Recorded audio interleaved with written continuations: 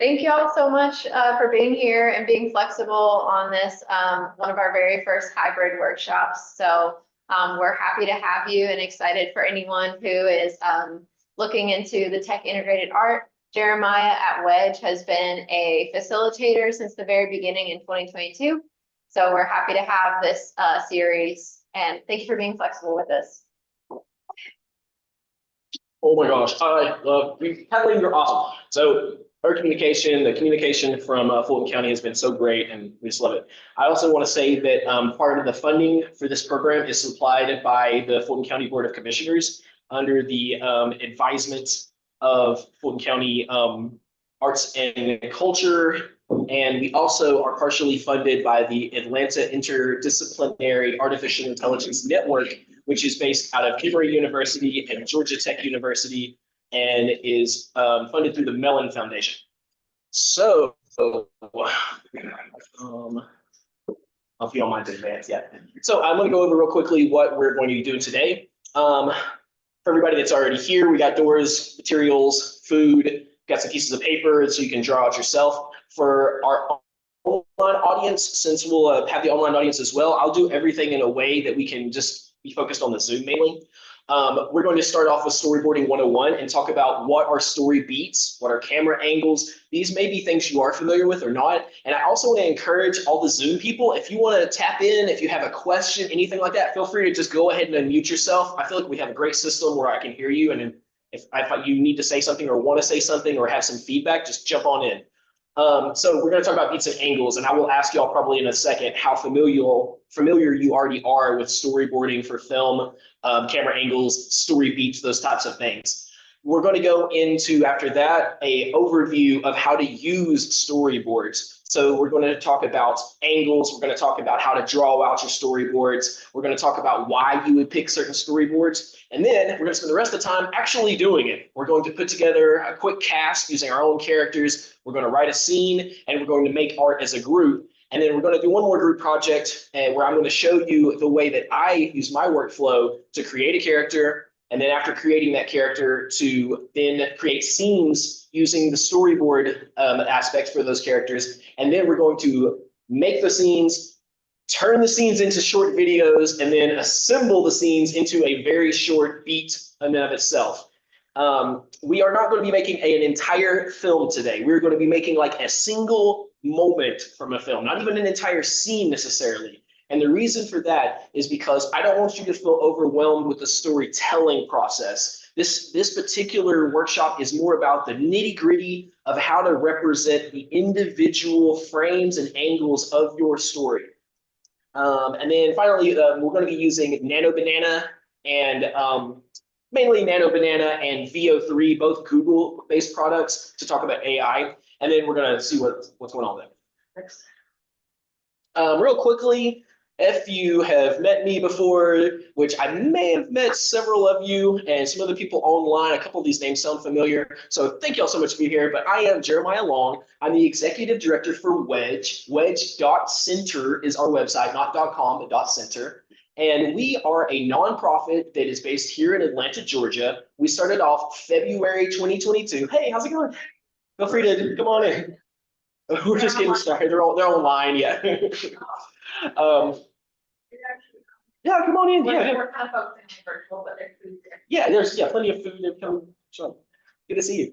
And so, yeah, I'm Jeremiah. I've been doing these types of workshops since 2017, back with digital media, but really focusing in on machine learning in 2020 to 2022. And then from 2022 forward, of course, the availability of tools for doing generative imagery and generative video have become available to the consumer. So I started showing people how to do those things. But mainly our focus has been on making sure that underrepresented communities have access and the agency to be able to use these products. And that dovetails with the idea of why we started the nonprofit. And the reason that we started the nonprofit was so that we could get tech education to creative individuals out in the community.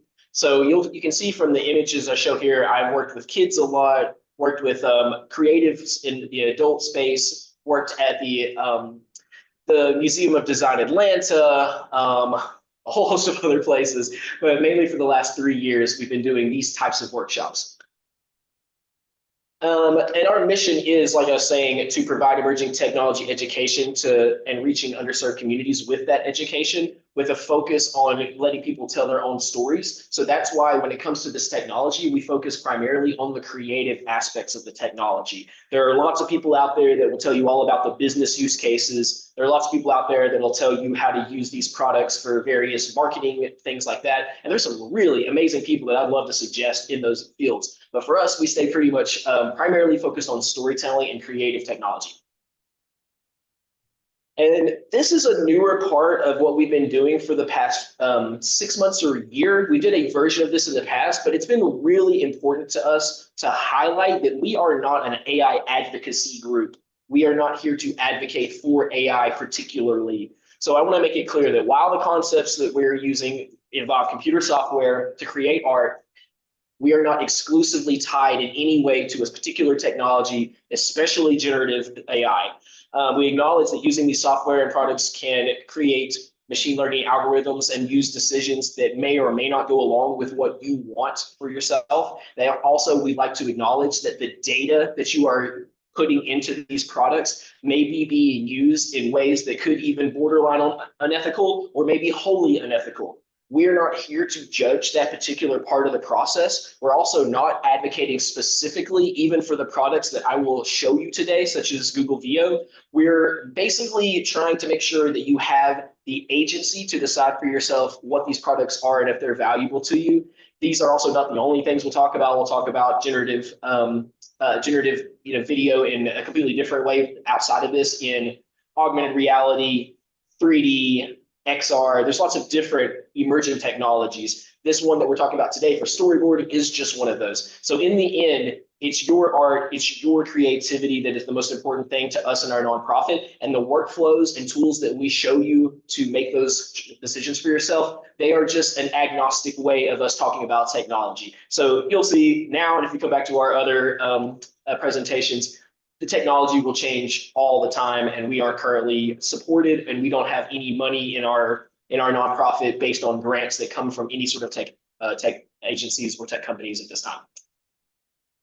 If you would like to join our meetup group, now I would say the meetup group is not the easiest thing to join. You basically have to download the app, you have to join the group, you have to then join the meeting itself that you want to go to. So it's not the easiest thing, but what I do love about it is it gives two-way communication to us, the ability for us to have all of the various members we have inside of there and be able to email them out, talk to them, get feedback, and also grow our community over time, which works really well for us. If you came to this event through the Eventbrite app, there's also the ability inside of there for us to use that, but it's much more robust inside the Meetup app. So we use both, actually. Eventbrite primarily to make sure that we have exposure to our events, but Meetup is kind of the way that we're growing our tighter community.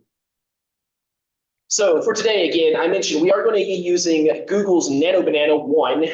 I'm going to start saying NanoBanana 1 because NanoBanana 2 is going to come out by the time that we have another workshop, most likely. We're going to be using Google Veo 3. We are already in Google Veo 3. I doubt that most of you ever used Veo 1 or 2. It kind of came and went so quickly that we went to Veo 3 within a couple months of Veo 1 coming out. So we'll also talk about Suno and 11 Labs, which are music and voice related concepts for AI. With Suno, you can make really low level instant songs, or if you put a lot of work into it, you can make very realistic songs. You can also sample yourself so that the instruments and the vocal quality, the quality of the mix, things like that are incorporated into what you make. And also 11 Labs is similar to that with voice. Finally, when it comes to editing, I'm going to show you two ways. I'm going to show you what AI filmmakers tend to do, which is to try to make everything happen in one shot, which is not really the way that cinema works generally. We're here for a storyboarding class, right? So we're going to storyboard individual moments, and then we're going to put those moments together into a scene. But coming from the direction that many AI filmmakers, quote unquote, will do, they think of filmmaking as something that is a process of computer work and not necessarily cinema cinema tools leading to pre-production, production, and post-production. And so I will show you both ways of trying to do a quote one-shot dialogue scene and the other way of generating each moment and then going into, I'm going to show you Canva because it's an easy way to do video editing if you're not familiar with video editing, but you can use whichever thing you like. CapCut, Adobe Premiere for mobile is finally out, and it's actually really good. I've been waiting for that essentially my entire mobile life. And then if we have time, I'll show you Runway, which is one of, if not the most advanced consumer products for creating imagery and video. I love this one because their model is based on Runway is one of the groups that helped to create Stable Diffusion, and Stable Diffusion is a generative diffusion model that is one of the earliest, and so it's one of the most advanced now when it comes to using it, and it also is partially open source so that you can decide to use it however you like. The last thing I'll say before we move on from this slide is all of these tools, including in some ways Canva, because Canva integrates AI into a lot of the back end. All of these tools in some way, shape, or fashion most likely scrape the internet for portions of their data set. There are ethical models out there. There's a model inside of Adobe, their personal model, their private model is an ethically trained model, quote unquote. And when I say ethically trained, that means that the data that is inside of it is either in the public domain, it is owned exclusively by Adobe. They have the Adobe stock library, so they have millions and millions of photos and videos of their own, or it's licensed properly from someone that's their partner, like Getty. And so inside of the model training information for that Adobe model, if you use the Adobe model exclusively, there is a thought that has been quote unquote ethically trained. Now that is a loose term because there's no specific standard behind it, but the difference is clear. Ethically trained versus essentially everything else. And I would say 90% of any AI you touch is most likely using a base set of information that was gathered probably without many of the copyright holders' notice or permission. So that being said, I'm not settling on one place or the other as to whether it's a good thing or a bad thing. But what I will say is that the Supreme Court, when they ruled most recently in the Anthropic case, that was a whole lot of book authors suing Anthropic for using their books to train their model. The Supreme Court had two sides to their decision. One side was that Anthropic most likely stole the actual books themselves by not buying them and properly licensing them, but training the books into their model and creating a new training set of data based on that information was considered by the Supreme Court to be transformative. And if you take something original and you do something, quote, transformative with it, then that is actually acceptable in copyright. So not what I'm saying, but what the Supreme Court has decided at this time is that most likely training data into a model and creating a new model, the model itself is thought of as transformative. So I'm not stating, and I don't have a personal opinion about whether that is a good or bad thing, but that is where we're at this moment. Artificial intelligence. So for my people that are online, you can unmute or you can throw it into the chat. What is your level with AI? Do you need, or do you want to know what and how AI is made, or are you all some experts, quote unquote? So maybe throw some ones in there if you're early in your journey, and maybe throw some threes if you're in the middle of your journey, and maybe throw a 5 in there if you're pretty good at AI. And I'll wait just 10 seconds to see if we get a couple responses to that. Ones, I like ones. Ones are good for these next couple slides because I'm going to go through that. And then for you here, you've actually worked with this quite a bit, right? You have some familiarity. Yeah, I thought you were a little higher on the scale, right? You're not just starting, right? Yeah, that's what I thought. Okay. So I see some ones. Okay, great. Those are great. So then I'm going to go to the next slide then, and I'm going to actually go through very quickly the basics of what AI actually even is, just so that we're all on the same page as we go forward to talk about what to do with it and if it's going to be useful. And of course, the main focus of this will be on storyboarding itself. So I like to think of this, that very first phrase I have on the screen there, ELI5. That means explain it to me like I'm 5. That the reason I like to put that term up there is because in computer world and in AI world, this is a common way, and you can even use that little acronym, ELI5. If you are going to use AI to try to ask it to explain something to you, like quantum physics, for example, if you say ELI5 quantum physics for me, it's going to try in its best way to explain quantum physics to you at the level of a 5-year-old, whether it succeeds or not. Now, I would say that I've kind of blown this this definition up a little past to level 5, but the way that I explain it, it really centers on the images themselves. What happens is, think of all of the AI training to figure out what an image is as a classroom. You've got a whole bunch of AI in a classroom, and then I am the teacher AI. So there's 2 AIs involved here. The teacher AI is the one that shows a picture of a red cup to the class. And then the class says, oh, that's a red cup, except for one AI, which doesn't know it's a red cup. And it's like, I don't know what that is, or I think that that's a bullfrog. When it says that, we delete that one from existence because its programming did not meet the criteria we look for. And all of the rest of the AI that got it right, we send them from 5th grade up to 6th grade. And then the 6th grade, now all of the AIs now know when I ask them, is this a picture of a red cup? They can identify a picture of a red cup.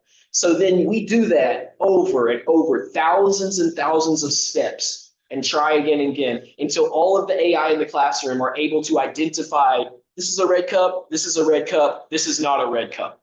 So then once that data point is established inside of a multi-dimensional spreadsheet, it's called a tensor. So like think of a, one row is a row, 2 rows, is you've got your A's and B's and 1s and 2s. Once you get past 3 or more, then you've got a multi-dimensional array. And that's basically what that is. So then what they do next is they take the data and they diffuse the data. That's why in the middle, you can see that the images look blurry. You know how like when you put, I don't know if you all know about film at all, but if you put a piece of diffusion over a piece of glass, like it's partially opaque, but partially not, it diffuses the light and makes the light less harsh coming through the window. That's the same process that's being done, but with a computer system instead. And so with that computer system, they continue to add noise to the image until the noise takes over and it just looks like a bunch of dots. But then the purpose of it is to be able to reverse that process and get back to the red cup over and over again. And once it's all able to do that, then that model can produce a novel or new image of a red cup that it has never seen previously. And that's what we're seeing on the far side of the of this image here. So does that make any sense? Does anybody have any questions on the online group before I move on from there? Feel free to unmute if you do. Maybe just another second. Cool, clear as mud. Okay, great. So if you would like to know the much more hardcore definitions of these things, I work with the Linux Foundation Generative AI Commons Education and Outreach Committee. I've been a member since December of 2023. And what we do there is every week on Wednesdays at 10 a.m., if you'd like to join us, we get together and we talk about the absolute depths of the computer science side of generative AI, including what's going on with open source, because that's the heart of the Linux Foundation is open source. And when I say open source, what I mean is that the data inside of the program, whether it's an AI program or not, is available to be used and available to us, and so that we know what's inside of the code. Most of the AIs that AI models that you deal with are closed source, like OpenAI's ChatGPT, for example, like the Gemini platform on Google, for example. Anthropic's Claude, any of the ones that you've mostly heard of as consumer products, these are actually closed source AI products, which means that we don't know exactly what's in the training data. We don't know exactly what the weights of those training data are, meaning like how it affects it when you ask it questions. And we don't know what biases might be underlying inside of that training data, which is a really big issue, but it's also one that is not going to be tackled in the relative short amount of time that over the next 3+ years, because the way of the world right now is deregulation instead of regulation for these companies. So just letting you know that people like the Linux Foundation are standing on the hill that they want open source and open source AI and open source products to lead the way, so that transparency can really be the winner of the day when it comes to building these types of products. So long story short, there's a Generative AI Commons glossary. You can learn the more existential and nitty-gritty information about generative AI, about diffusion itself, and about transformers, which, just in case you didn't know, ChatGPT means generative pre-trained transformer. And so that's what we're dealing with here, is a generative pre-trained transformer. And so all those words might make a tiny bit more sense now. Generative, we get pre-trained, we talked about the training in the last couple slides, and then transformer, which is what this is. It's basically an attention mechanism that means that this word or this image is associated together with each other. So,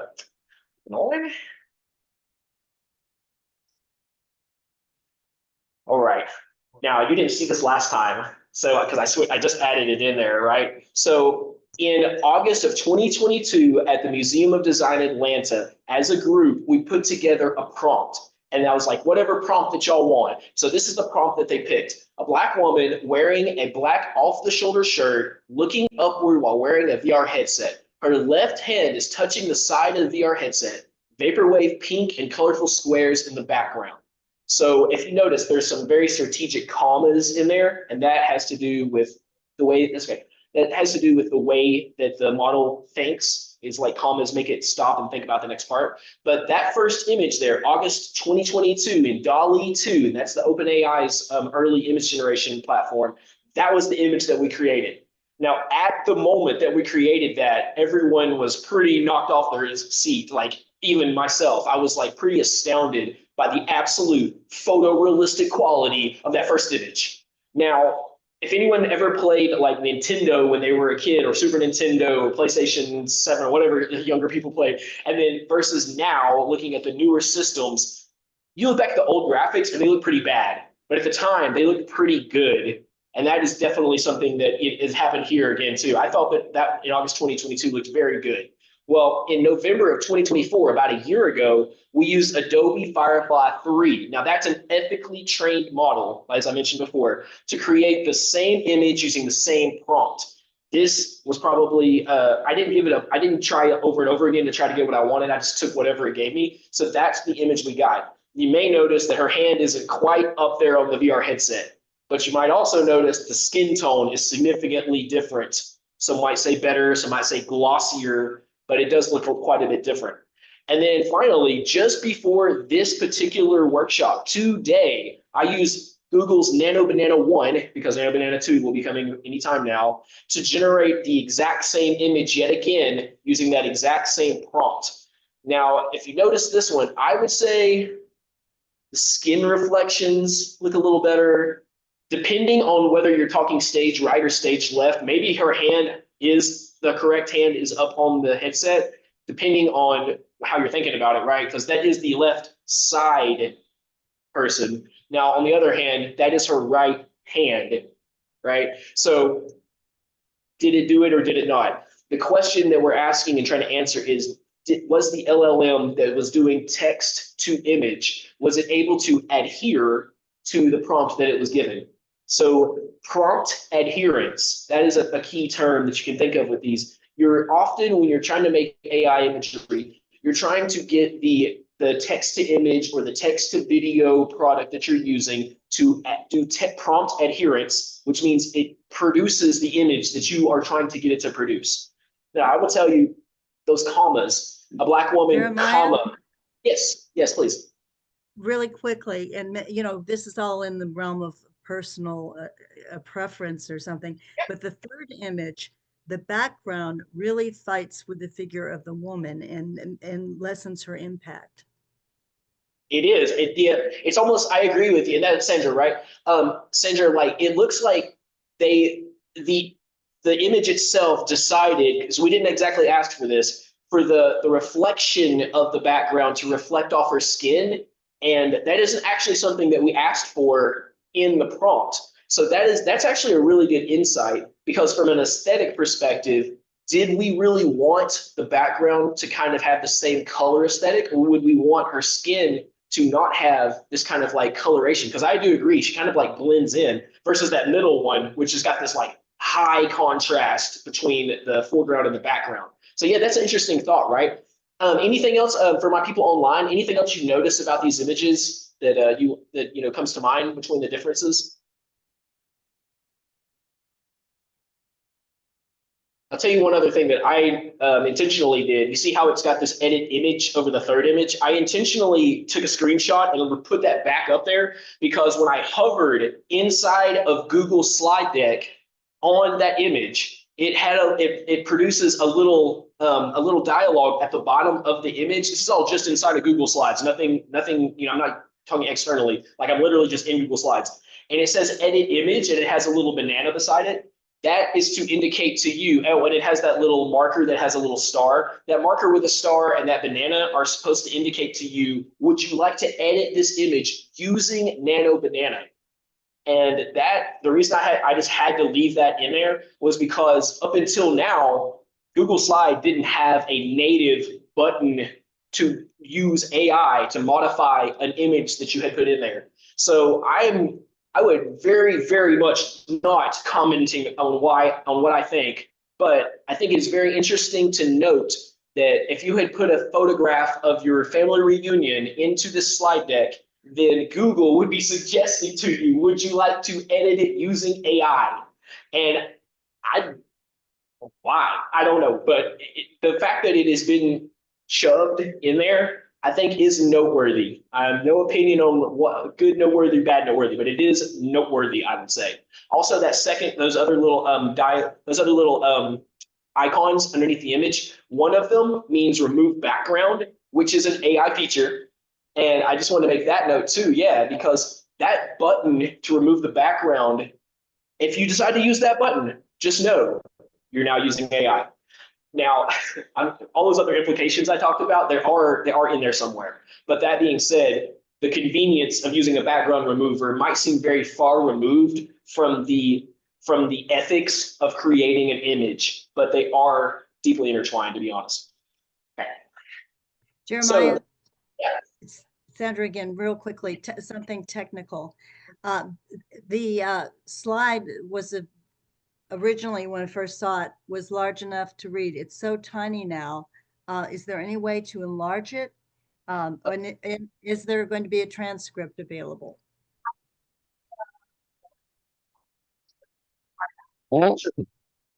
Yeah, we'll just cut my camera, and we'll just Okay, we'll just focus on the slide deck. Yeah.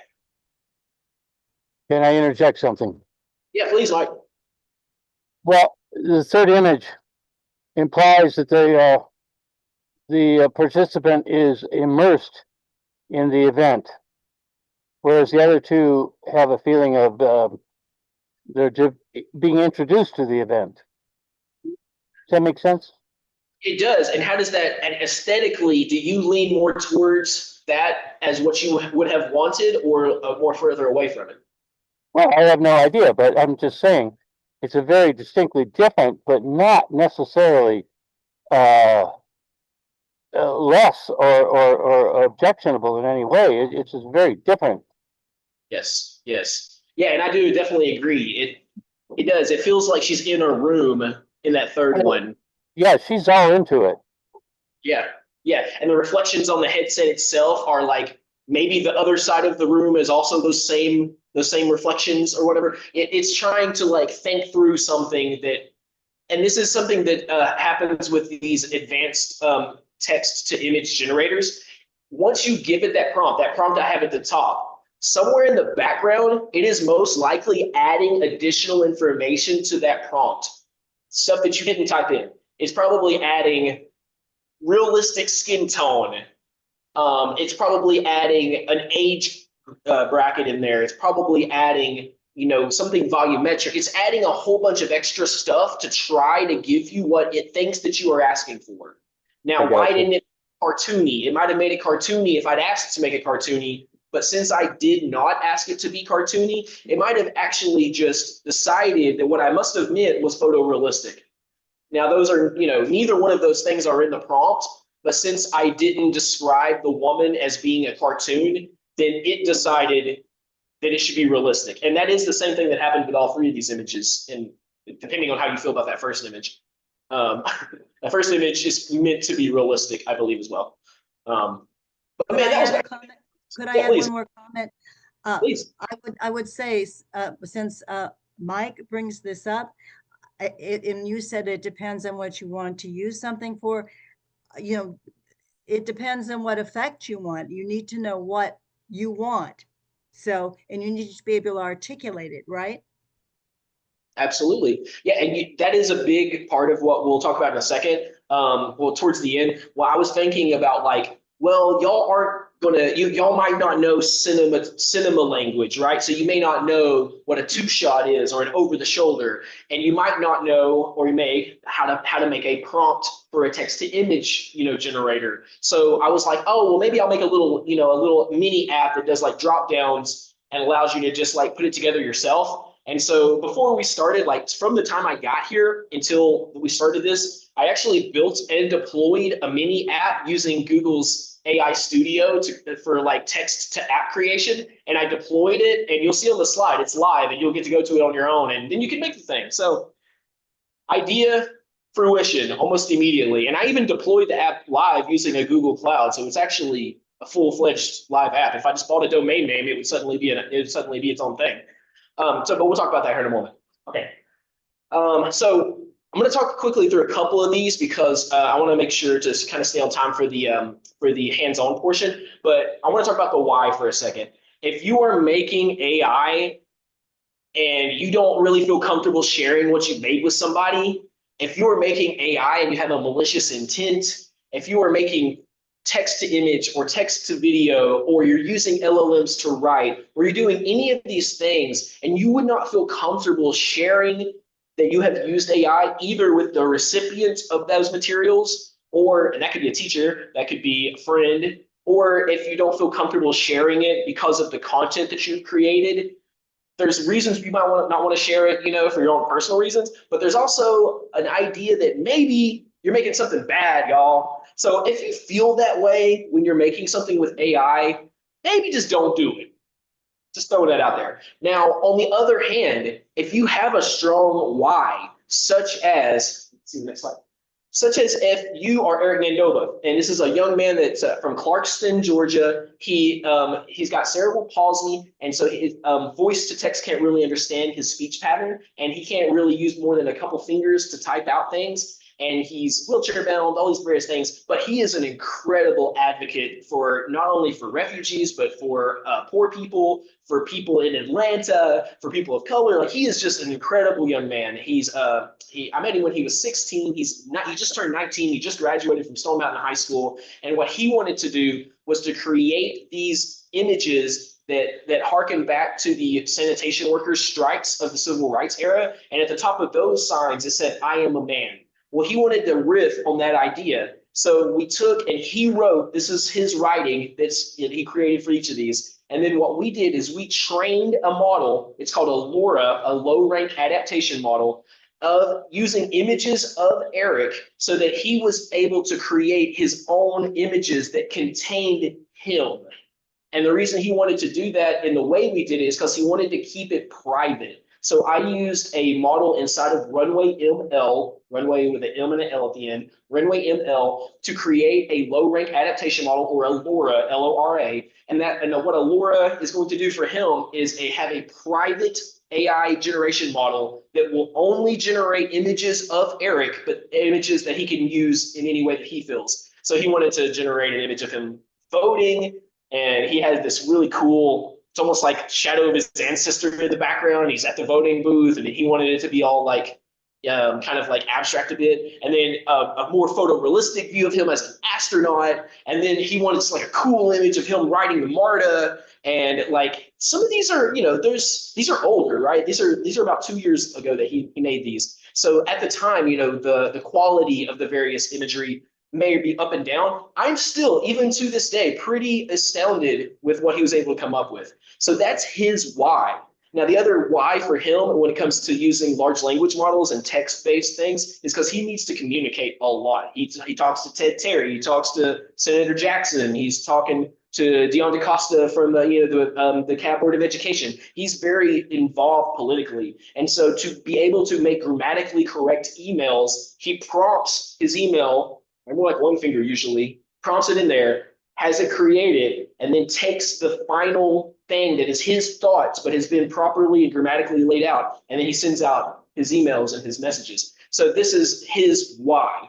For us as filmmakers, and I'm assuming that y'all are interested in storyboarding or media creation in some way if you're at this, for media creators and storyboarders, our why might just be telling our story, whether fictional or non-fictional, or it might be for something like him for advocacy related things. It might be for marketing if you have a product. There's a lot of different whys out there, but the only whys that, like I said in the earlier slide, that you should be concerned with are, do you have a why that is not congruent to what you're going to do with the materials? Do you not feel like you want to share that with your teacher that you use AI to write your paper? And I tell you, it's a very broad spectrum, because I'm in an AI cinematography class in grad school, and the whole purpose of the class is to do AI. So there's a much different feeling there than in an English class, where they've moved to almost a flipped classroom scenario where they're having the students write on paper with a pencil, writing out their notes and their essays in class. They're using their class time to do that, because it essentially eliminates the threat of AI to the humanities. So that is a big system for that. Okay. So ethics and AI, I've kind of gone over this a lot, so I'll just kind of go through. The reason I say that, and I won't go too much deeper into this, is, as I mentioned earlier, the majority of these models have been trained using a broad set of publicly gathered or scraped data from the internet. When we say scrape, they take a website and they quote unquote, in a colloquial way, scrape the information from the website using another AI program.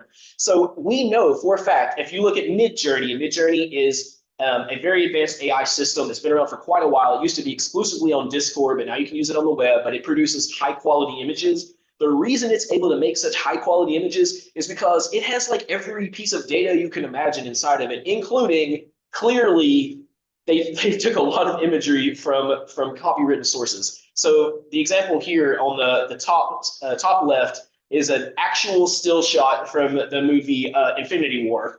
On the Midjourney side here, Thanos Infinity W space AR, like they didn't even spell it right. Screenshot from a movie scene, 4K, Blu-ray, and then those additional dash marks at the end. Those are in Midjourney. Those are criteria that you use to format your image. So, for example, this image, AR aspect ratio 16:9, V for version 6.0, and that's Midjourney talk basically. It only is something that is applicable to Midjourney. But you can see it did produce essentially the same image, but the key to remember is that while this is essentially an identical image, it's not the image from the movie. It is a piece of training data that has been created, but that training data is clearly the source that you see on the other side. So it's like 6 of one, half a dozen of the other. These are not actually the same images on either side, but they are clearly from the same training data.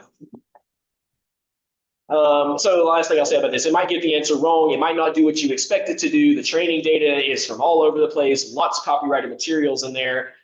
The end result is honesty. If you're going to use AI, just be proud of it. Shout it from the rooftops. If you're anybody like me, you may get 25% of people that tell you that you are contributing to the end of mankind. You may get another 20% of people that are trying to hire you to work for their company. And the other people in the middle have never used ChatGPT in their entire lives. And that is the case for almost every workshop that I've ever done. 50% or more of the people in those workshops forget generative video, forget text to image. They've never even opened ChatGPT. So those particular people are just kind of outside of this conversation in a way. Now, should they be in this conversation?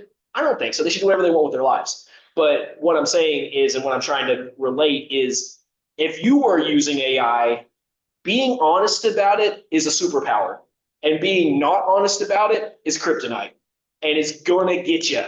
And I promise you, if you think that I can't figure out if you used AI, I promise you somebody has figured out how to figure out if you used AI. And if they didn't figure it out now, 5 years from now, they're going to figure it out, and they're going to go back and look at your old stuff, and they're going to be like, I know that why you have so many M dashes in your writing. And so that's just the case. Okay, so any questions or thoughts on AI before we get into making stuff and talking about storyboards?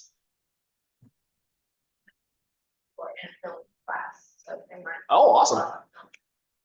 Good. We can rock and roll with that. What about you? What is your, I know we did this in the last class a little bit too, but how do you feel about storyboarding?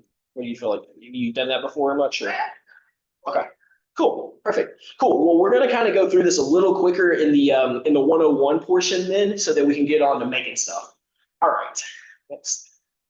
So what we're gonna do for this is we're going to describe a character, and we'll work together on some of this. Then we're going to draw, I have some pencils and papers and all that stuff out there. You just draw out a little thing, and let me give, just a second, I want to give you this storyboard sheet that I handed out. For my people that are online, I will find a way to get this to you here in just a moment. But for you, so you have these. And I will show. Let's see. Maybe this isn't. I'm gonna throw this onto a slide real quick, because this is live, right? The deck you're looking at. Okay. Give me just a split second, fam, and I'm going to just throw this image onto the. Oh wait, I already did. It's already. Never mind. It is on there. It is on there. It's like slide 20. Okay. So we can just jump to that if you don't mind just for a second. Sure. Yeah. Okay. So this is the same thing that I am showing here. And basically what I want to do is talk about what are storyboards. And then this isn't my guide. This is just something I took off the internet, but it's one that I really like because it's got the most essential things you're going to need to understand storyboarding, which is what is in the shot. And when it comes to the quality of a storyboard, I think many people would argue, and people will probably continue to argue and argue even more so in this era of technology, that if you can just draw a stick figure, you are so close to making your film.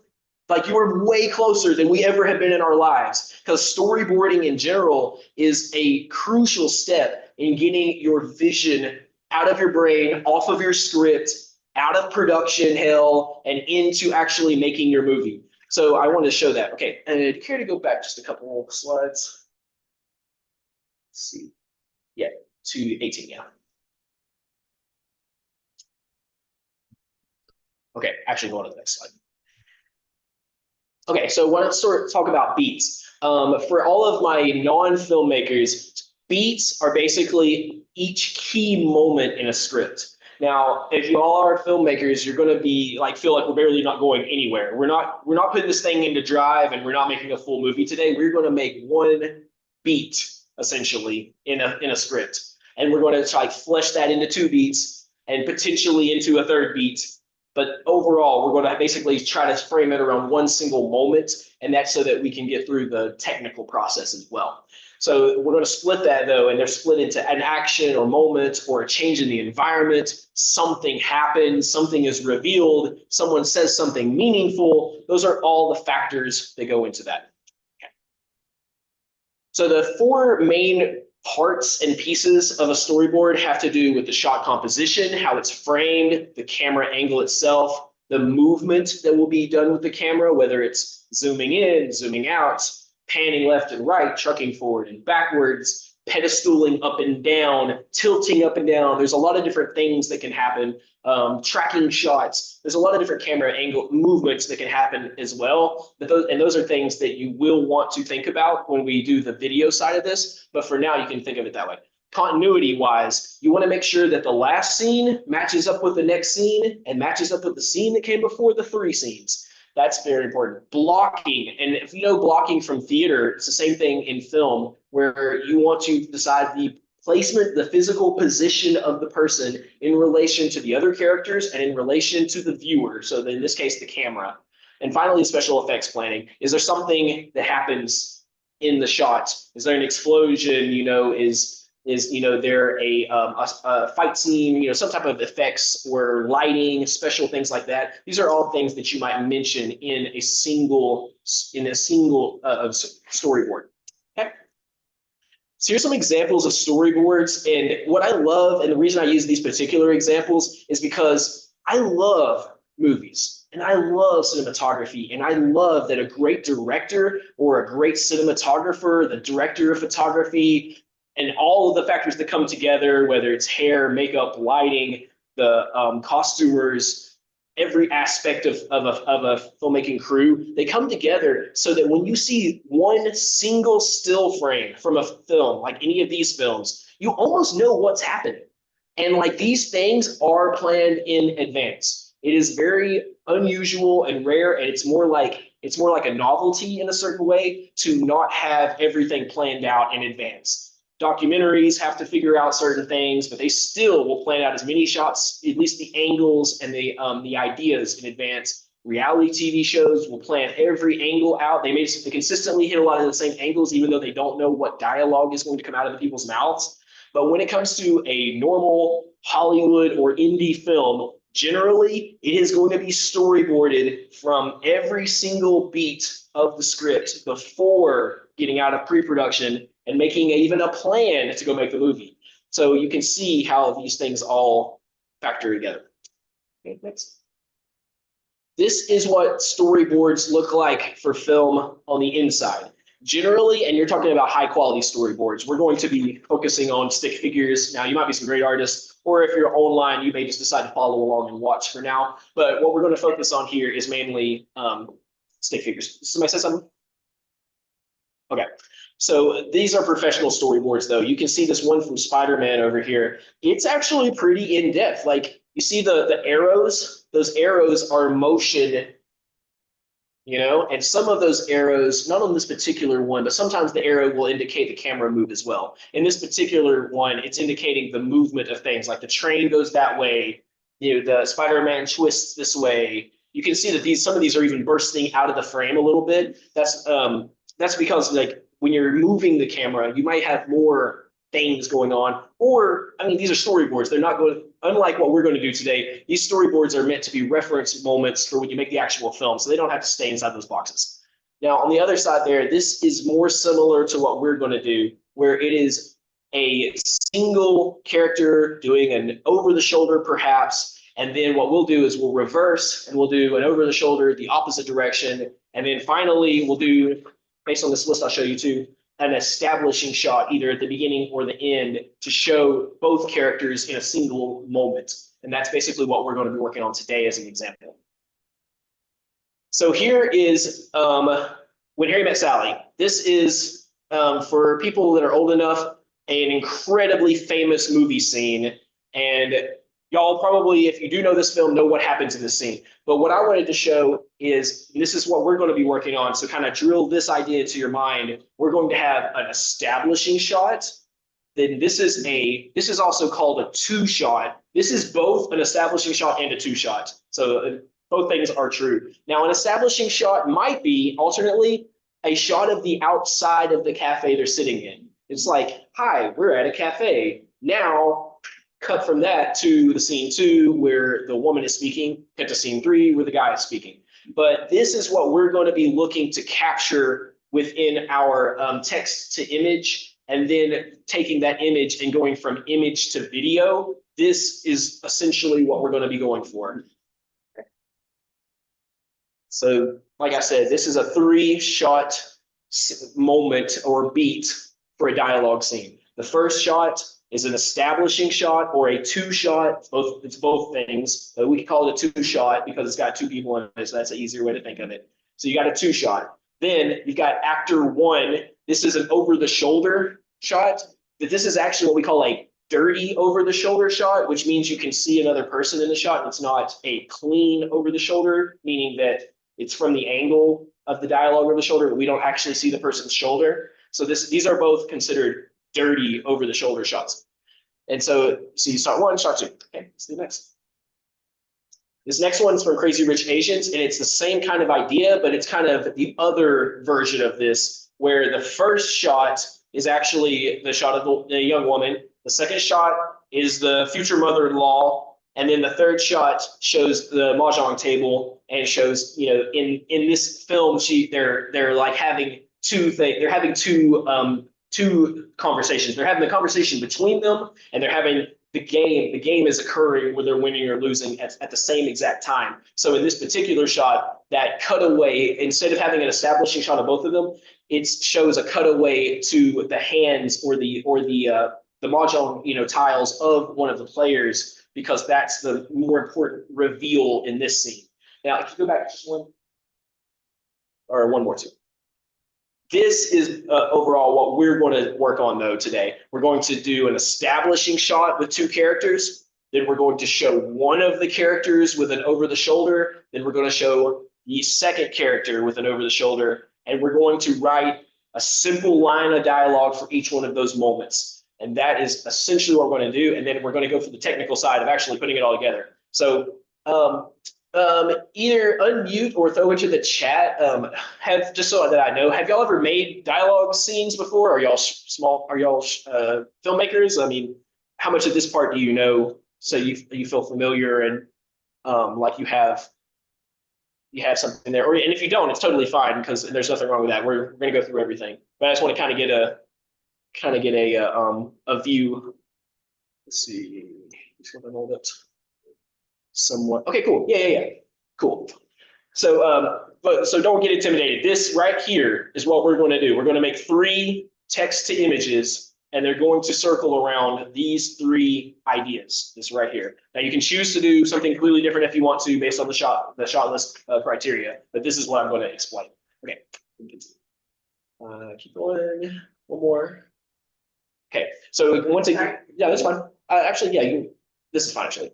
So again, we've got that establishing shot. Now that establishing shot could be the exterior of the location that you're talking about, but for our purposes, to make it a little easier, I've done a 2-shot. Now that is an establishing 2-shot, the one that I'm going to show you. It's really both, but I'm going to keep calling it a 2-shot from now on from the rest of this. Then the one right above that is an over the shoulder. We're going to have 1 2-shot of both characters, and then 2 over the shoulder shots, 1 of each character.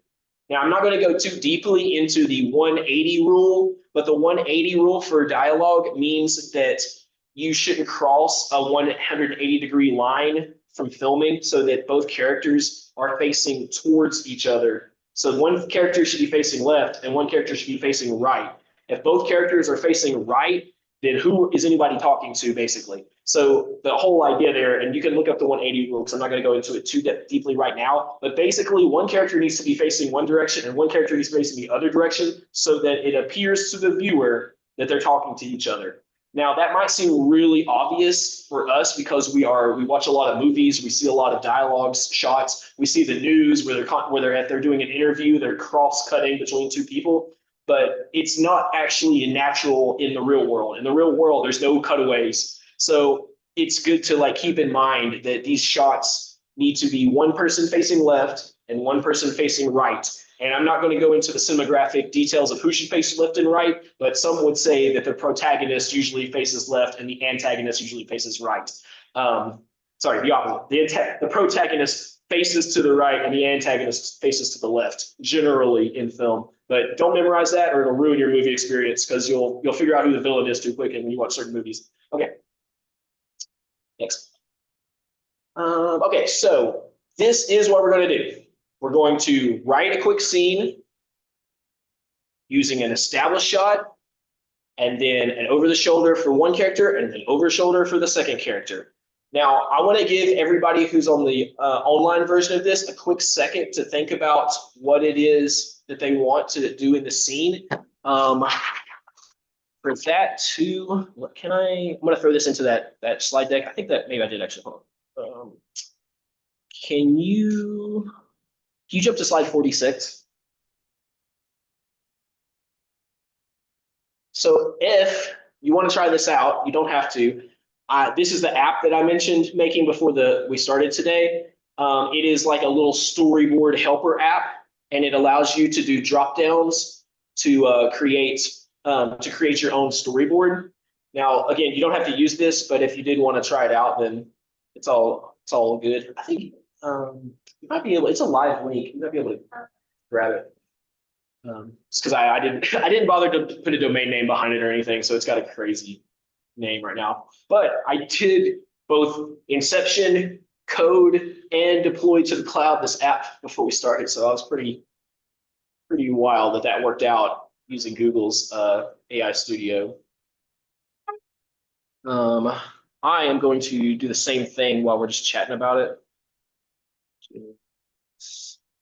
Should I go back to the storyboard? Yeah, if you don't mind. Yeah. It's probably like 20 something. Yeah, 27. Yeah. So all you're looking to do here is say, for example, in this first scene, and I'm going to focus on the top scene. Establishing shot, period. Lots of periods, lots of commas when you're writing these out, because the LLM, like when it's processing this, every comma means stop and think about the next part for a second. So establishing shot, period. Background, cafe, period. A blonde woman wearing a green sweater and a white shirt sitting in a breakfast cafe facing to the right, period. On the opposite side, a man with a beard wearing a very ugly sweater sits at the same table facing to the left. That is a fair description of the first scene that we see there. So you might write that out, type that out, write it on a piece of paper. That would be my suggestion for this part. I'm going to go on because I would suggest you probably write something out for these, because the next thing we're going to do is we're going to plug it in. Second part, over the shoulder shot, period. And I'm going to describe this, but when we get into Gemini, you'll see that it's possible to kind of like let it decide. Over the shoulder shot, dirty over the shoulder shot in a breakfast cafe. A blonde woman with piercing eyes wearing a green sweater and a white shirt looks towards a guy. Hey, come in. Hey, feel free to come on in if you want. She says, "What are you having for breakfast?" That's what I'm going to say she says here, right?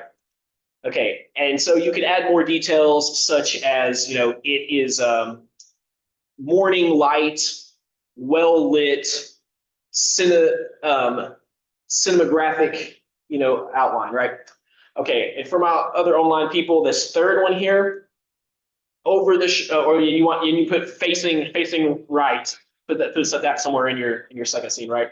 For this third scene, over the shoulder shot, facing left, period. A man with a beard in his mid-40s wearing an ugly gray sweater, holding a breakfast sandwich, looks confused, period. He says, "I don't know, I always have the same thing." I don't know what he'd say here. You decide what he says, what they said. It doesn't have to be my description, right? Write your own color pair of these things. If you're using the storyboard selector, you might be able to say something like male protagonist in a business suit sitting in a living room, medium shot, at eye level. I'm just going through the dialogue possibilities here. Cinematic lighting with a muted or desaturated color palette.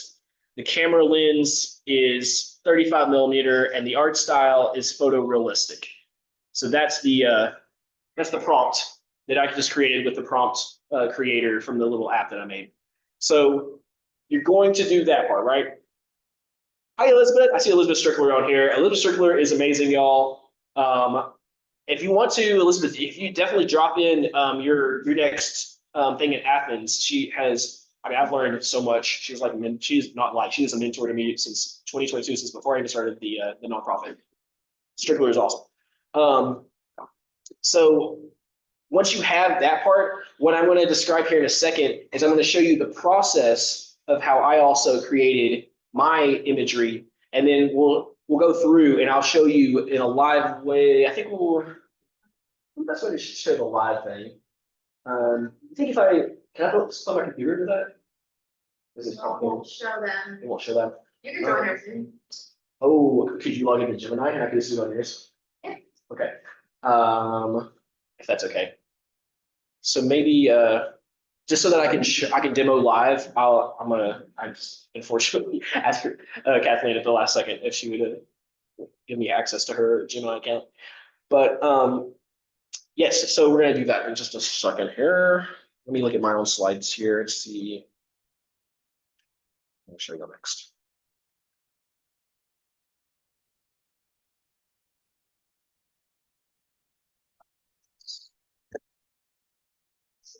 free, right? Yeah, I think it'll work. Yeah. Okay, so for on here, Or do you want me to? yeah, go ahead. Yeah, for sure.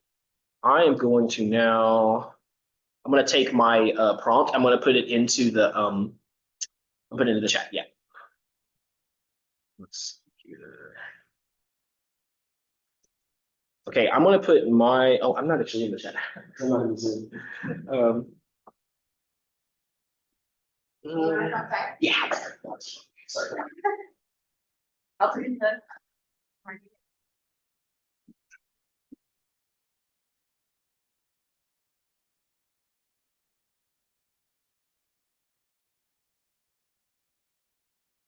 Okay, an Asian man in business suit is facing left at a breakfast cafe.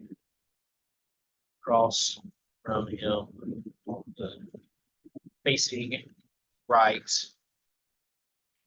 woman, a business suit, looks angry, cinematic, storyboard shots. I'm gonna ask it for 16:9, but I feel like it doesn't listen. I'm gonna ask it to create an image. So again.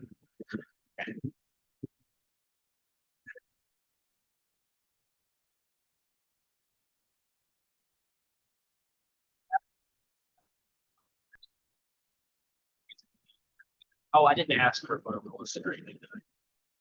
That's fine. Let's think of this. I kind of like this, honestly. Okay, so now what is interesting about Nano Banana is the ability to take the image you already have. Oh, it's actually just an action. It says establishing shot 1 3. So it took that to heart and made an action storyboard.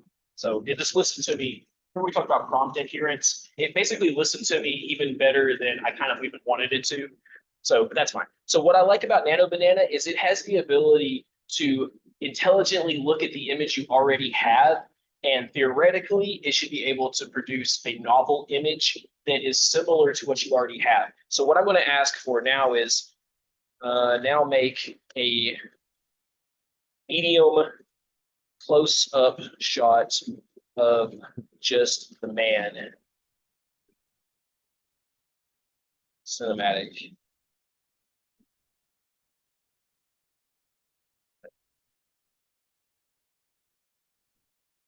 Let's try that. Theoretically, what we want it to do when we press this button is to produce a medium close-up shot of the same person that is in this image above. So here's what that guy looks like, right? We're hoping, when we scroll here, I would say pretty close. I mean, he doesn't have a little, they've added a little handkerchief into his pocket there. Okay, so now the other shot that I need is the woman, right? Now make the image medium close up of just the woman from the establishing shot.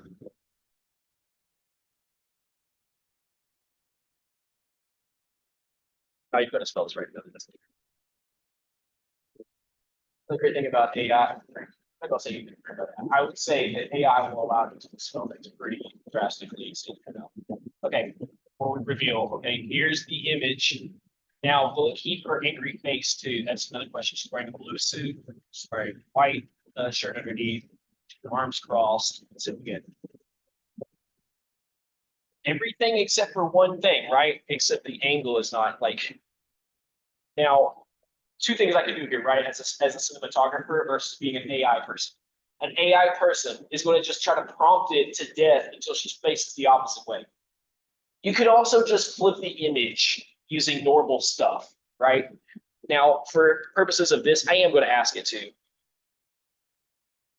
reverse the direction of the woman's image so she faces left.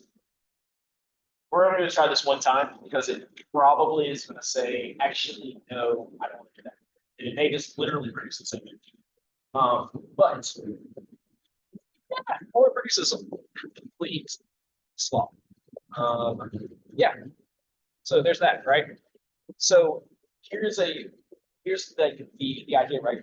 If you are more of an AI person than you are of a filmmaking person, you're going to sit here and prompt this until she runs out of credits.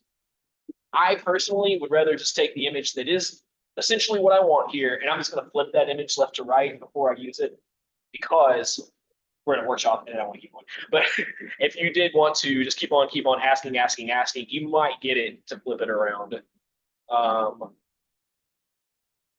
I'm not going to do that because I want to try to use any other credit she has to do something with it. So now what I'm going to do is I'm going to take these images, I download them.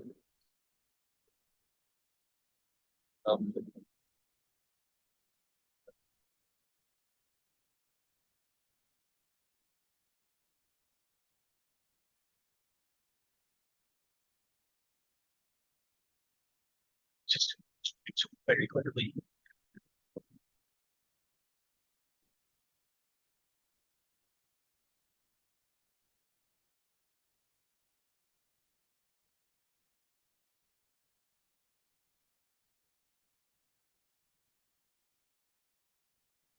Okay.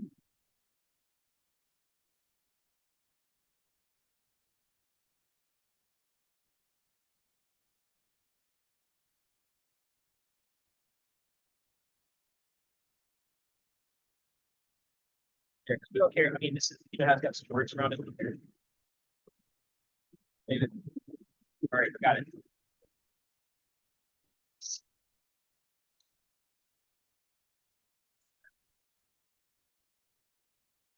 Let's see with y'all have some sort of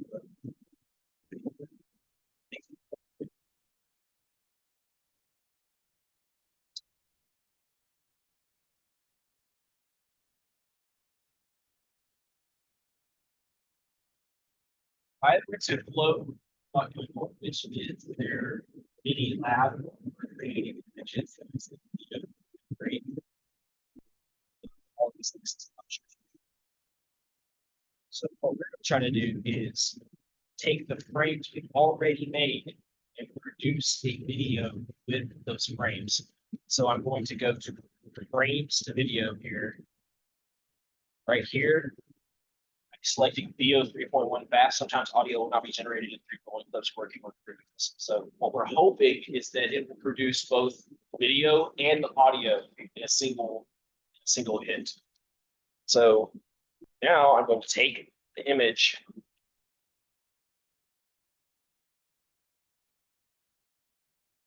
all three of the images actually.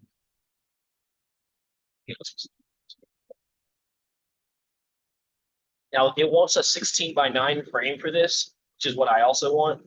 So I'm going to cut this in until I get what I want here.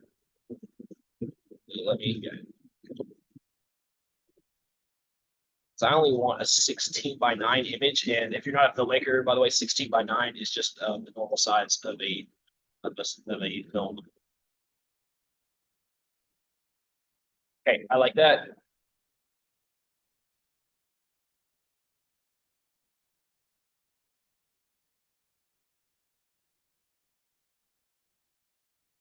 I have 180 credits. Okay, that may be fine with this. Okay, so I'm going to do the same thing now. Establishing shots. Asian man on the left talking to an Asian woman on the right at background. It's a cafe at midday. Man says, "What's wrong?" The woman answers, I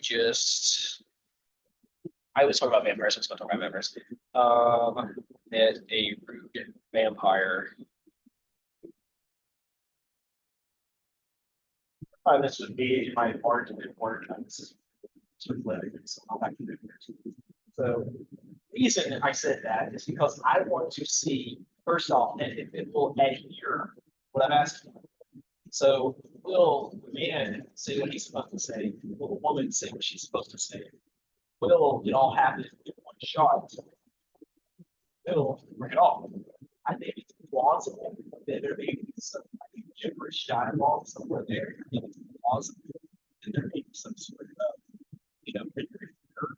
It's also plausible that it will absolutely knock it out of the park and exactly what we expected to get. I think all of those things are possible. So I've seen each of these results. So I'm excited to see what it does. I'm also very nervous for it because it makes me wonder if it's able to do this now, what will it do next, right? Makes some sense. Until they get the audio.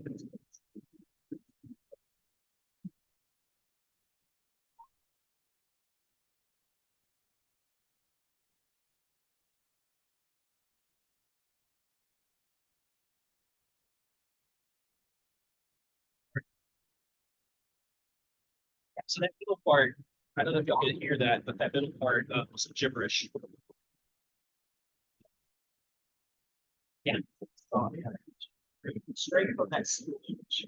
Now, what I want to show y'all differently than that is instead of just a single shot, can we produce the entire dialogue? So let me see how many credits they use first. Okay, great. So let's do this two different ways. The first way I want to do this is I want to generate the 3 different shots that I need. And the second way I'm going to do it is try to get it to generate the whole thing at once. So the first thing we're going to do is try to get 2 more shots out of this. One shot being the guy. I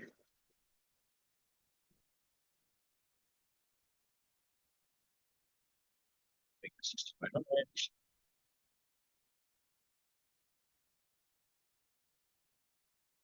Participants, were y'all able to hear audio on that last clip? Okay.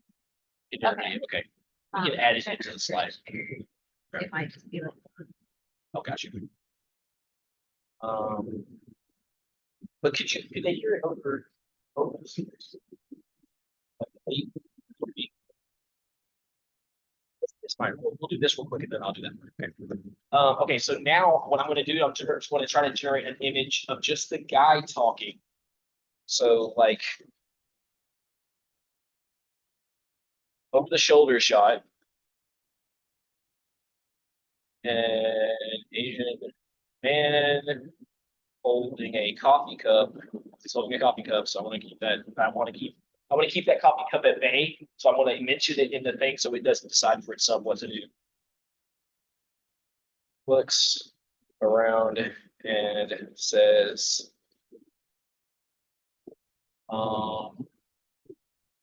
this shot should come after the shot we just did, so I'm going to make him say something after that. Don't worry.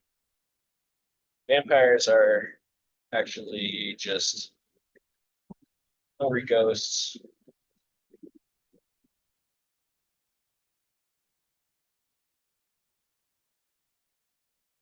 I want to also say handheld camera. I'm going to say slow zoom in. Let's see what we get out of that. Yeah.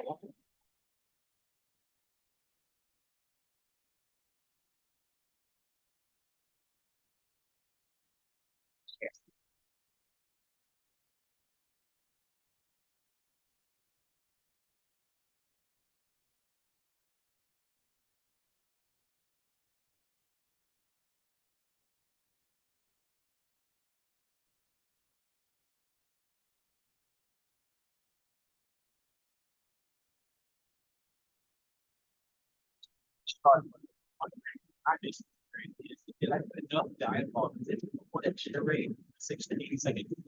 So if I don't put enough dialogue for the experience, with be a 3.1 pass inside of flow, this is very similar to this exact what we're talking about. It will often just try to think of small words and fill up the space.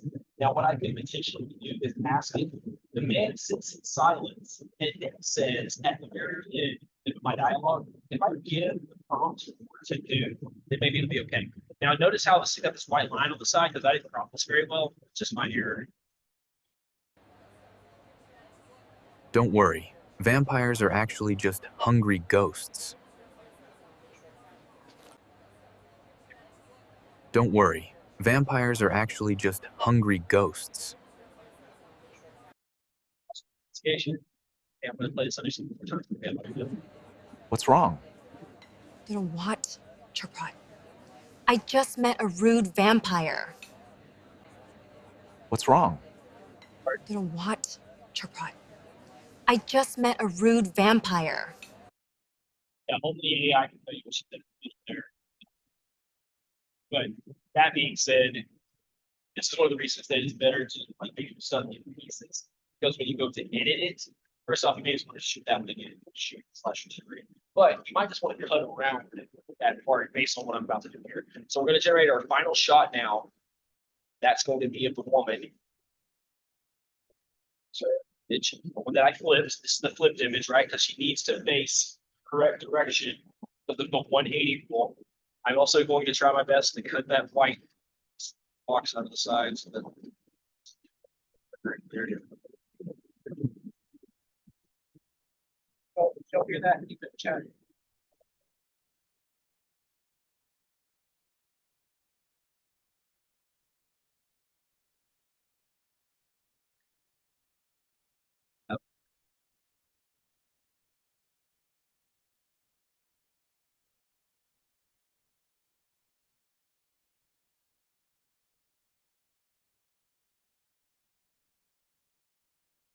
Got our image.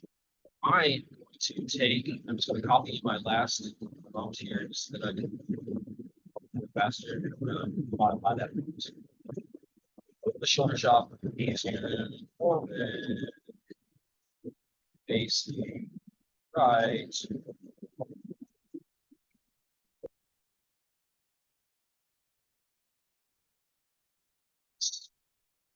Angry says, okay, so he just said, don't worry, vampires are this hungry goes. Now I'm gonna say that she says, I know, but this hungry ghost might take over our living world. That's it. That's all I'm gonna do.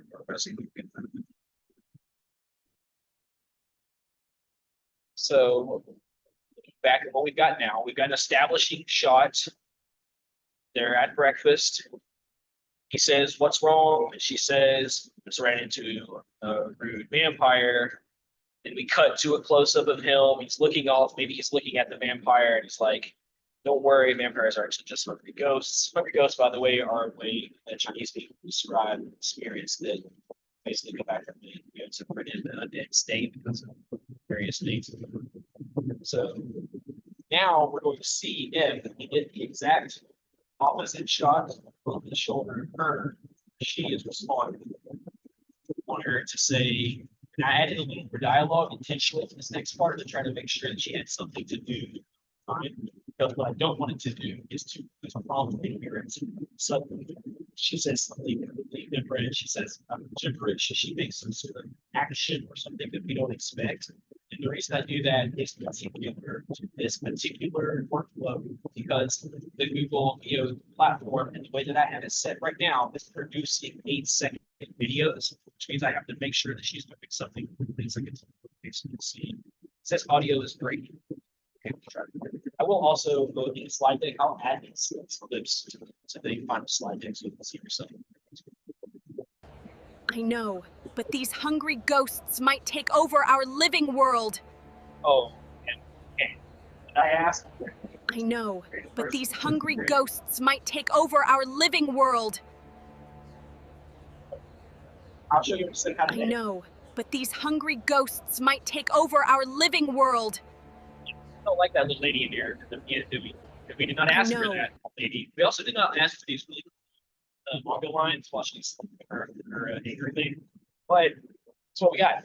So what I'm going to do now is I want to show you. I'm going to download these 3 clips. And then I'm going to show you one different way of doing this where we try to get into the whole dialogue scene. I will lower the amount of dialogue slightly to try to make sure it fits. Also, going to be a big second.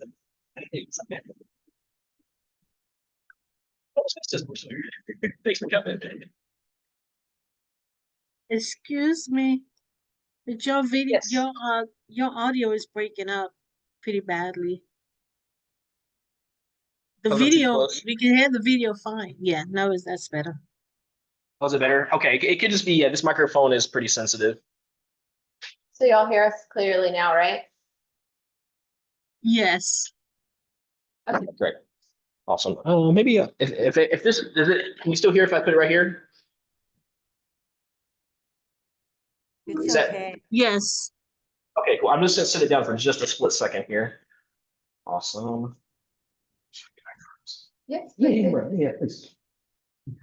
Okay, so I'm going to do one more version of this where I'm going to go, instead of doing frames to video, I'm going to do ingredients to video, which lets you add more clips or more items to a single thing.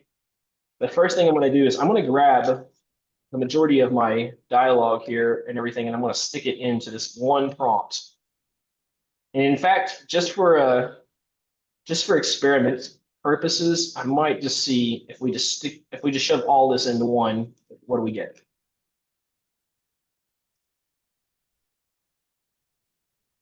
The only thing I'm going to add is I'm going to add after each part, I'm going to say, cut to the man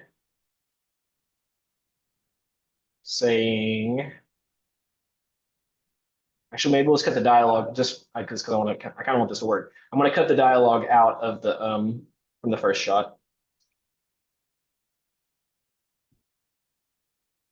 Cut to over the shoulder shot of finally cut to over the shoulder shot of. Now I'm going to add all three of the images.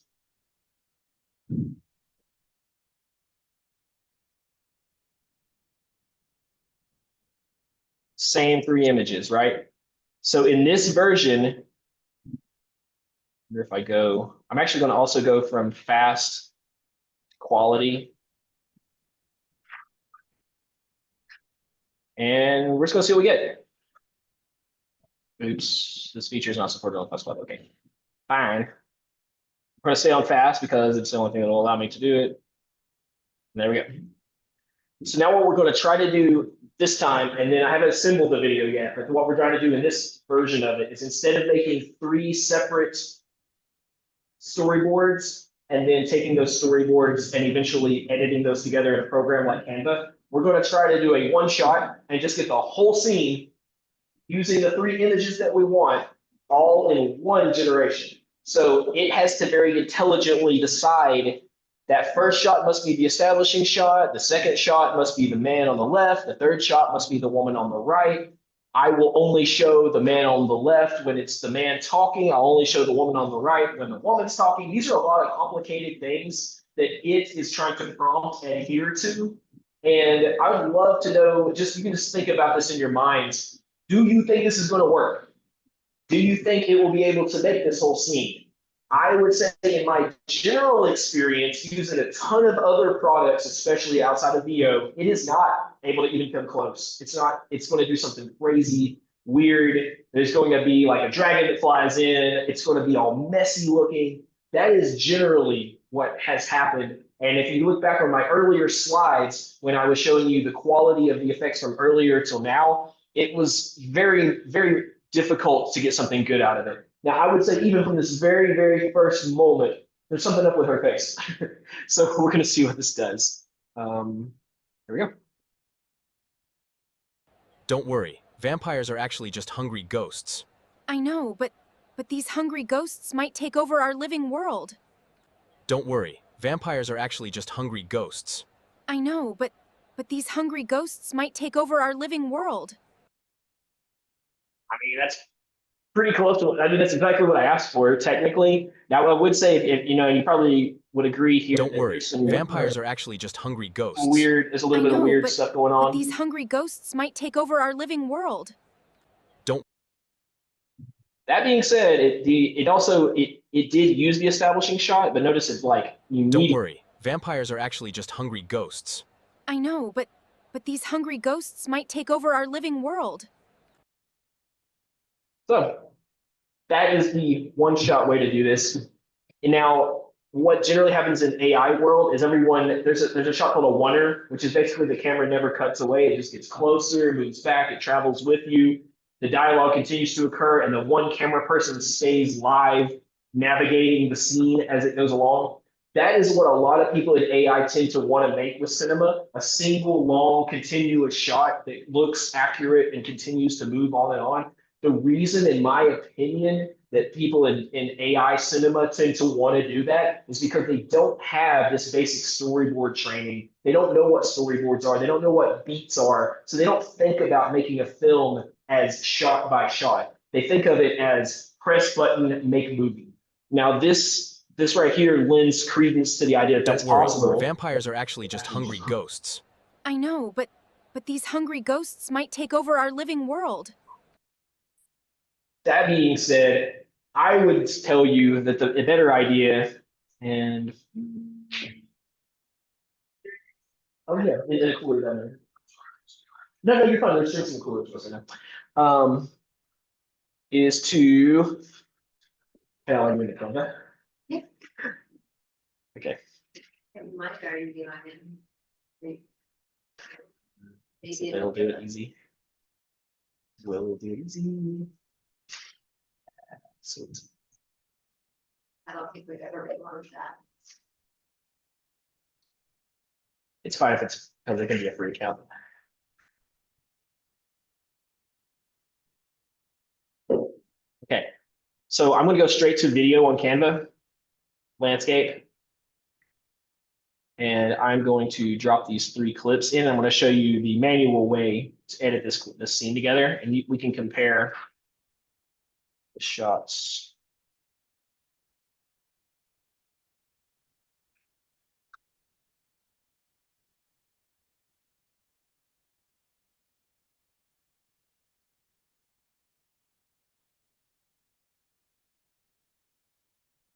All right, let's see what we got here.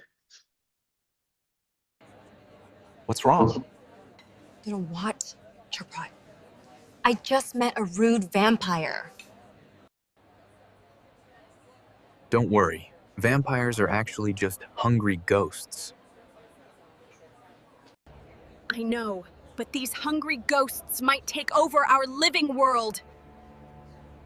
So these are just the clips literally lined up. So every little thing that we don't like about these are in here. But joy of editing is I really, really don't want this lady's face to just come into the side out of nowhere. I'm going to try my very best to cut the video using Canva here to the point where that lady's not there. And I'm hoping, yeah, I think the dialogue is going to be real. I'm barely going to catch the end of her dialogue doing it that way. These hungry ghosts might take over our... Yeah. So I ended up losing the rest of that audio because of that. But we have other issues to deal with this particular version. Whereas we really want him to be looking forward before he says anything.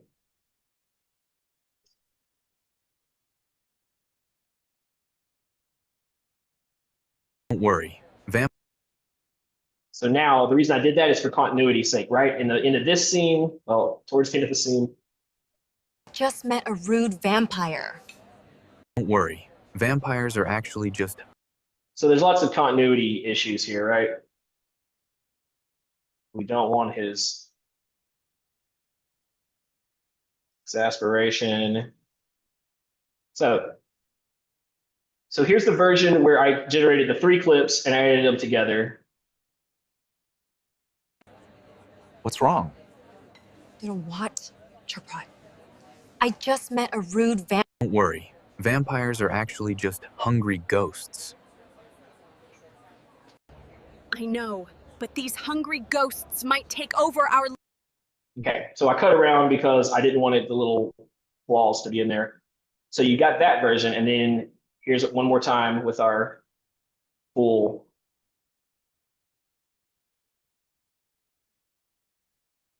Don't worry, vampires are actually just hungry ghosts.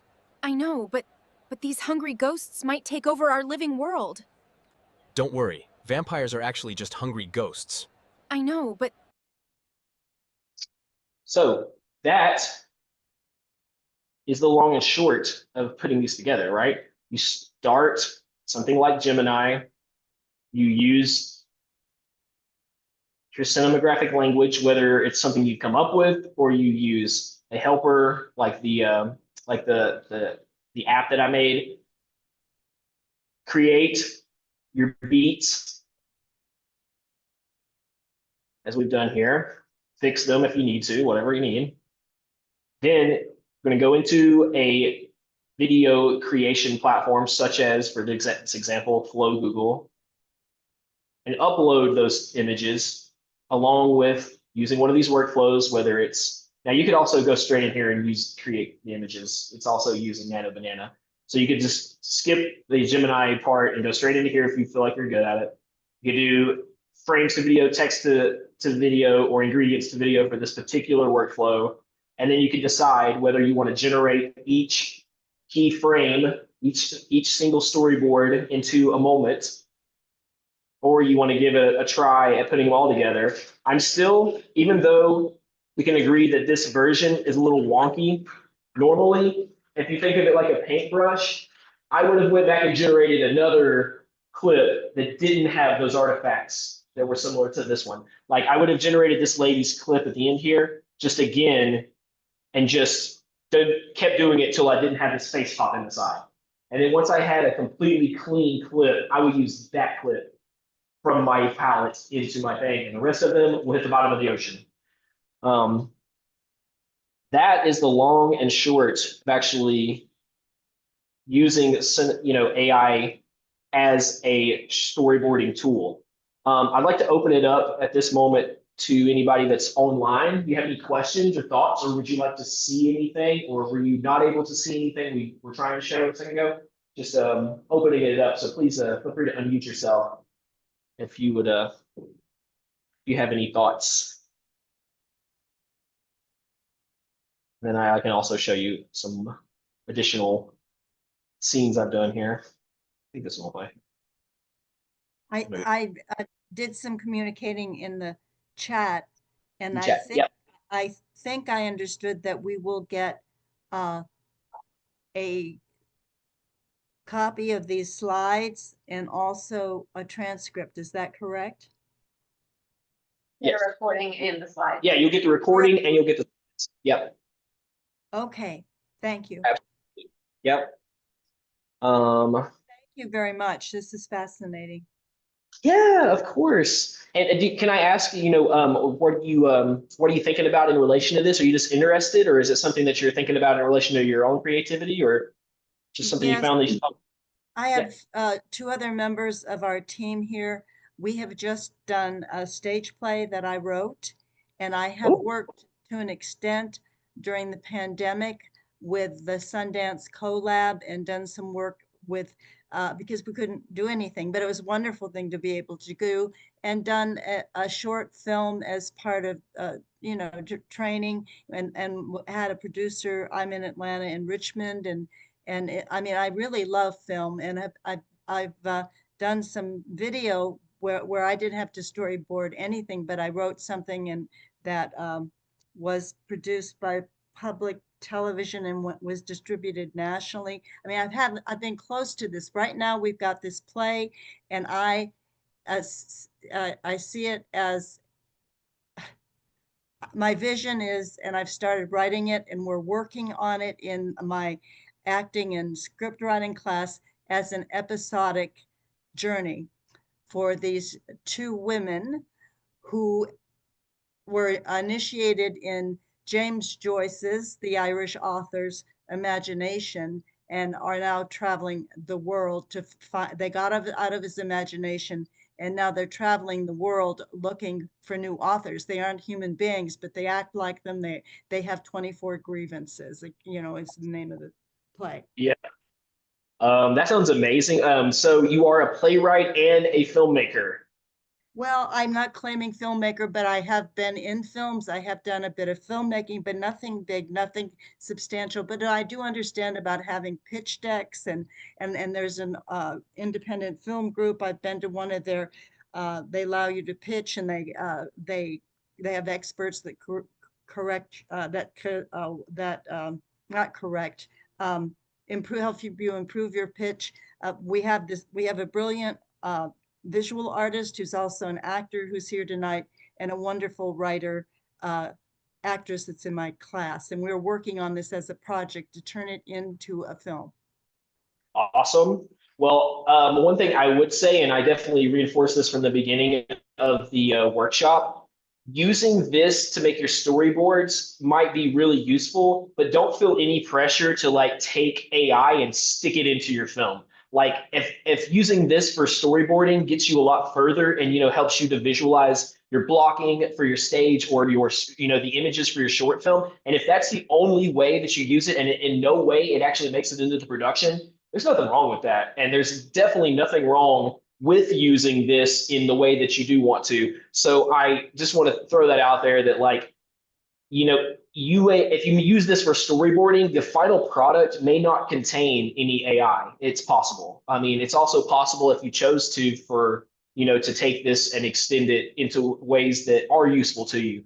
But I just like to throw that out there that each of these tools and the use cases of these tools is really dependent on what you need. And where I think that a lot of people in AI get a little fixated is the idea that you should stop doing everything you used to do and do everything now with AI. And I definitely don't agree with that. I personally think that these tools become incredibly useful for very specific needs. And they're still, when it comes to pure creativity, I think you're better off walking down the belt line if you want to get creative thoughts than you are to ask an LLM to spit out five ideas for a film, stuff like that. And even dialogue. When it comes to dialogue, I'm more likely to ask opinions of my narrative arc than I am, and I even have it in my custom instructions inside of the various, you know, Claude and ChatGPTs. Do not write dialogue ever for me. I like refuse to write dialogue. Like I asked it that because I want to stand on business that I am the one who wrote the dialogue. And it's very important to me because, and you can probably imagine this as a person who does these types of workshops and has a nonprofit that works in AI and does a lot of AI filmmaking, you know, related things myself, especially experimental. There can be a tendency for a viewer or someone that is receiving the message of my information to kind of discount everything I've done because AI has been involved.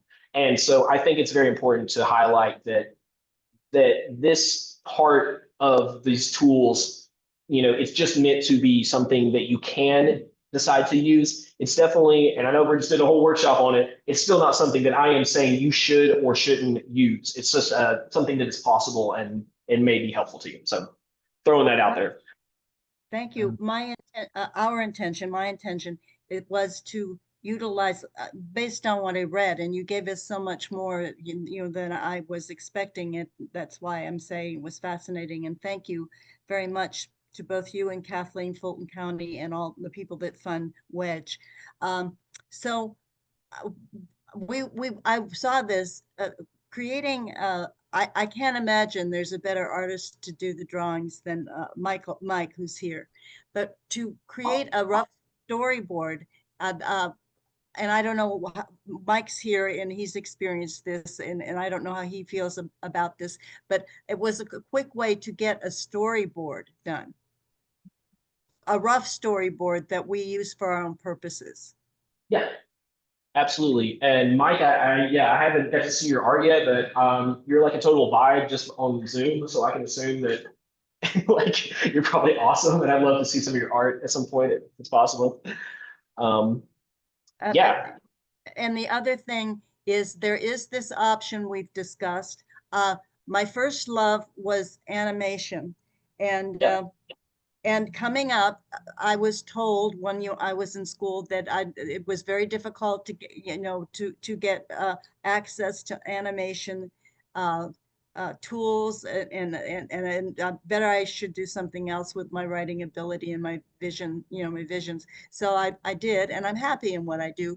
But the other thing is I do love animation, and I was told, now this is years ago, I went to the CAB Festival of the Book, and I had a workshop with the animators from Turner, and they told me at that time that all I needed to do was write the script and send it to Korea. They had incredible animators there that would do the animation, and I mean, this is not current information. I have not been doing animation, but I can imagine this, and Janet is part of our team, and Mike, and others seem to be good with that. I think it could be an exciting animated uh, piece, but I wasn't thinking when you started animating these things, I thought it was wonderful, but I would think that you would want to have animators do that. I mean, I'm still thinking, not to use AI, and maybe perhaps the animators in Korea use AI now. I don't know.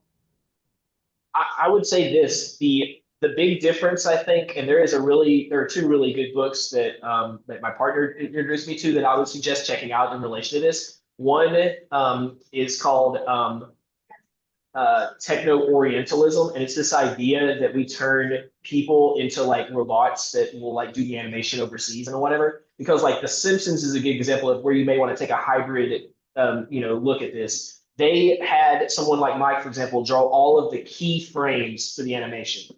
Like the guy is starting to walk, he starts to jump, he's in the middle of a jump, he comes down. Mike might draw those images. And then the only use case you might get out of this is the in-betweens, the tweening, as they call it, TWEEN.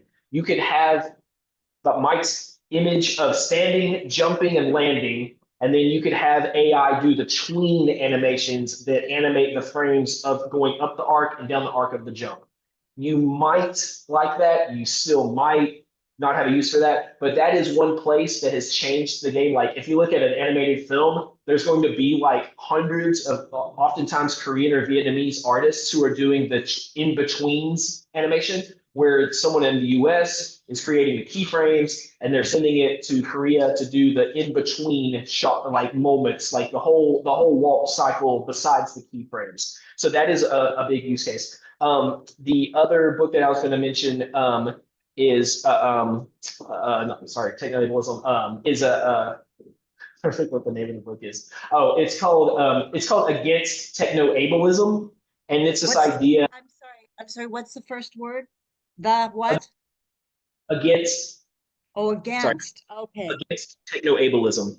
The idea of that book is, yes, it's possible to use AI to do all these various things like cure diseases and make animation, but have you spoken to the people who will be affected by that when you decide to use the tools? So it goes back to your thought of maybe it's good for for coming up with some ideas in my storyboard, but once I get past that step, I want Mike to draw the thing. I want to have some real people do the in-betweens, and I want to stand on that business that I only used it to get me some ideas and get me off the get me out of my head and on the paper, and then I use my normal processes to finish the film.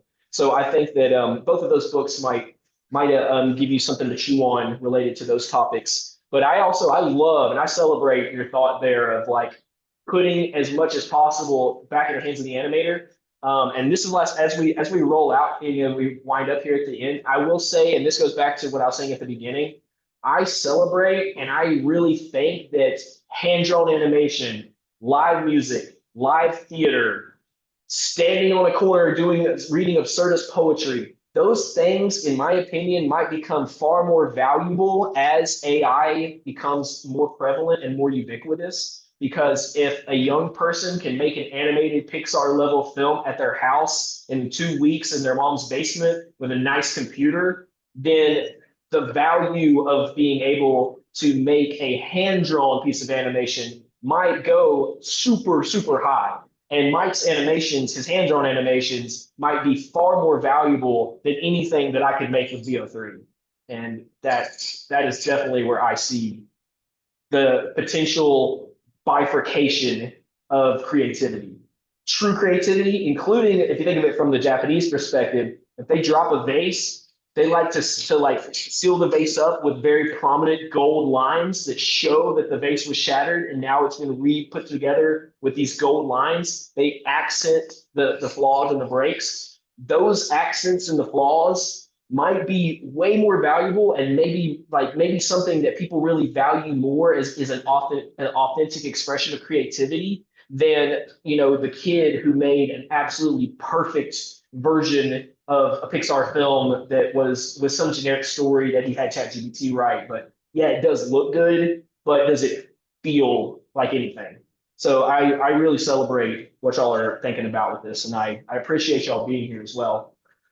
Thank you, Jeremiah. Just one other thing. Thank you for your vision, and I hope we all live long enough to see it come true. What you said about the live arts and artists, animators, and thank you so much to you again and Kathleen. I mean, we're very. I don't know. I don't think you think we're not serious. We're very serious about this. We've been around a long time. We've done a lot of different things, and this is the vision we have moving forward, is to create a short film that then could showcase. This is the advice I got from Sundance, that could showcase as at film festivals and have it be a version that you have the same name in a version of our longer film. So I love that. I'm actually working on a similar idea myself. My research has had nothing to do with AI except for Gaussian splat, which we're not going to go too much into, but Gaussian splat's to be able to render 3D models based on telemetry or from flat photos and stuff. But I've been working on a documentary about the early Chinese community here in Atlanta between 1880 and 1930. And there's very few visual records of them, but there's a lot of data. And so I've been working on that whole idea too, of making like a teaser like of that documentary so that I can go out for more grants to like raise money to make the entire documentary. So I love that. I love that thought. And I think y'all are doing awesome work. And in fact, away from AI, if anybody on this, including yourself, obviously, if you or anybody wants to chat sometime, I would love to just hear more about what y'all are working on. Nothing to do with this workshop. I just love creatives. I love artistry, and everybody that I meet from around Kathleen's circles and everybody. It's always just incredible. I love Atlanta, Georgia. And so, yeah, thank you so much for being here. If anybody has any other questions, speak now. Otherwise, we're going to wrap it up. Thoughts? Anybody that's here, I'll talk to y'all after we kill the Zoom. okay. Well, how do we get your contact information, Jeremiah? I will throw it into the chat real quick here, and then also after I'll send information to Kathleen so she can share. Okay, thank you. Really enjoy the workshop, and I think that you should do more. Yes. Okay. And then I haven't announced it publicly yet, but December 3rd will be our last workshop of the year, which is only in a few weeks. It's right after Thanksgiving, and that's going to be like a big retrospective party. We're going to be showing traditional art, AI art. We're going to do some artist showcases. We're going to have a lot of fun. So feel free. It's going to be here at the same location. So if you can come in person, that is on a Wednesday. That's the Wednesday of Thanksgiving. So yeah, feel free. I'll be putting the announcement out in the next day or two, but I'd love to see y'all here. Otherwise, feel free to reach out to me. And yeah, I'd love to see more of what y'all are working on and just experience art. Thank you very much. Well, Thank you so much. And thank you to Kathleen. Thank you so much. Thank you to both of you. Oh, I'd love to come down and visit your space. Thanks, bro. I appreciate it. Absolutely. Have a good one. Bye.